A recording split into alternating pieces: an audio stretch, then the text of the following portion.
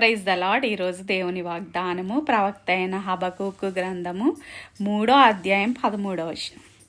నీ జనులను రక్షించుటకు నీవు బయలుదేరుచున్నావు, నీవు నియమించిన అభిషిక్తుని రక్షించుటకు బయలుదేరుచున్నావు. దుష్టుల కుటుంబీకులలో ప్రధానుడొకడు ఉండకుండా వారి తలను మెడను ఖండించి వారిని నిర్మూలము చేయుచున్నావు. ప్రవక్త అయిన హబక్కూకు గారు ఈ విధంగా ప్రార్థన చేస్తున్నారు. సైన్యములకు అధిపతియగు యెహోవా తండ్రి బలవంతుడు, బలశూరుడు, తన ప్రజలను వారి పాపముల నుండి రక్షించగలిగిన సమర్థుడు. అలానే ఎవరైతే అణచివేయబడి ఉంటున్నారో, ఈ రోజులో ఎవరైతే బాధింపబడి ఉంటున్నారో, ఎవరైతే బంధించబడి ఉంటున్నారో అలాంటి వారిని ప్రతి బంధకములలో నుండి దేవుడు విడిపిస్తున్నాడు.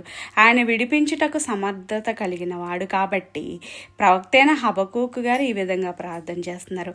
ఇశ్రాయేలీల్ని రక్షించిన దేవుడు ఆయన బలశూరుడు కాబట్టి, బలవంతుడు కాబట్టి ఆయన బలాన్ని అంతటినీ ఉపయోగించి ఆయన మనల్ని ఇశ్రాయేలీల్ని ఏ విధంగా అయితే రక్షించాడో దేవుడు, అలానే మనల్ని కూడా రక్షించడానికి ప్రభువైన యేసుక్రీస్తుని తండ్రిని ఆయన పంపించారు.